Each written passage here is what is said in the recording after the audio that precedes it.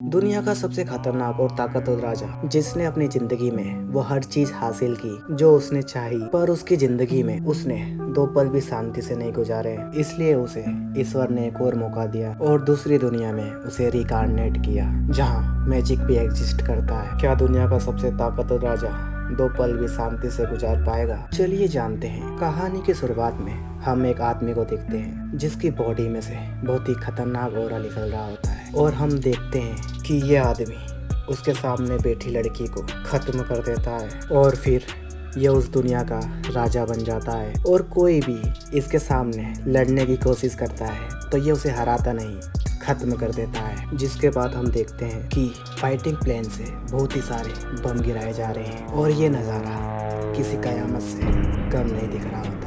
और ये सब तबाही यही राजा करवा रहा होता है। लोग दर्द के मारे तड़प तड़प के चिल्ला रहे हैं, पर इसे किसी की भी चीख सुनाई नहीं देती। ये इंसानियत का सबसे खतरनाक और बेरहम राजा है। पर एक दिन ये राजा अपने मुकुट को देखकर कह रहा होता है, हाँ, मैं एक राजा बन चुका हूँ। और इसके अगले ही पल में वो अपने आप को डूबते हुए पाता है, और यहाँ एक आवाज उससे कहती है कि अपनी अगली जिंदगी में रोशनी की तलाश करना। और फिर जब इसकी आंखें खुलती है तो ये अपने सामने एक आदमी और एक औरत को पाता है, और ये दोनों इसको देखकर बहुत ही ज्यादा खुश हो रहे होते हैं। इससे पहले इसको कुछ समझ में आता, ये आदमी कहता है, आर्थर देखो, ये मैं हूँ, तुम्हारा पापा, और मेरा नाम रे है। तभी ये मोहतरमा कहती है, और मैं हूँ तुम्हारी माँ एलिस। और अब ये सब बातें सुनकर आर्थर को समझ में आता है कि उसका फिर से जन्म हो चुका है। अगले सीन में हम देखते हैं कि आर्थर की माँ उसे दूध पिला चुकी है और उसका पेट पूरी तरीके से भर चुका है। पर दोस्तों, वो महान राजा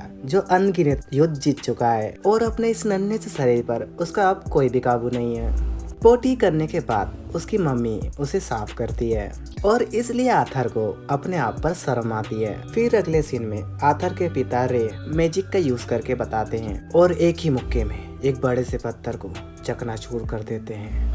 पर इससे पहले वो अपनी ताकत की नुमाइश कर पाते हैं, एक पत्थर उनके सर पर आकर गिरता है। सो अब आर्थर की माँ अपने पति को हील करती है। आर्थर ये सब कुछ देख रहा होता है, क्योंकि उसकी पिछली दुनिया में मैजिक नाम की कोई चीज नहीं थी। इसके बाद आर्थर के पिता एक बड़े से बीस्ट को अपने एक ही पंच में रोक देते हैं। शायद वो अपने दोस्तों के साथ एक मिशन पे आए हैं। दूसरी ओर आर्थर की माँ अपने पति का इंतजार कर रही होती है, और थोड़ी ही देर में वो घर आ जाते हैं।